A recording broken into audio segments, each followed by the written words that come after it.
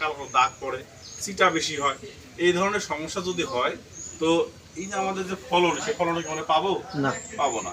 এর হাত থেকে আমাদের রক্ষা পাওয়ার জন্য সমাধান হচ্ছে গ্রোজিন, বিঙ্গো। এই তিনটা হচ্ছে অনুখাদ্য।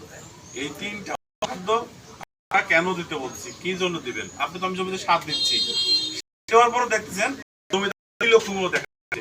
কেন দেখা যাচ্ছে সেটা হচ্ছে, দেখেন এই যে আমরা কি করি, আমরা হচ্ছে মানুষ, আমাদের জন্য কিন্তু অনুখাদ্য মুখ্য খাদ্য দুইটা খাবার আছে আমাদের জন্য। যেটা আমরা ভাত তরকারি, এটাকে আমরা একটু বেশি খাই না?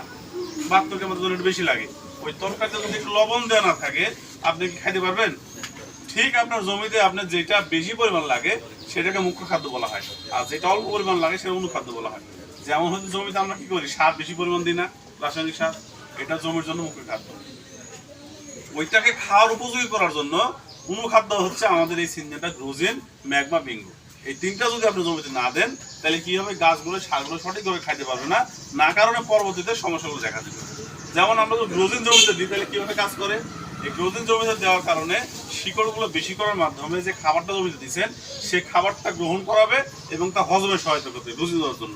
তাহলে কি হবে, ছোট বড় হবে না, সমানভাবে বেড়ে উঠবে এই গ্রোজিন ব্যবহার করার কারণে। 2 নম্বর বললাম কি, ম্যাগমা। ম্যাগমা হচ্ছে আমাদের এসি। এই যে আবহাওয়া আমরা ধান লাগা আসি, হঠাৎ গরম হঠাৎ ঠান্ডা, এরকম যদি হয় ধানের পাতা হলুদ হয়ে তারা নষ্ট হয়ে যায়।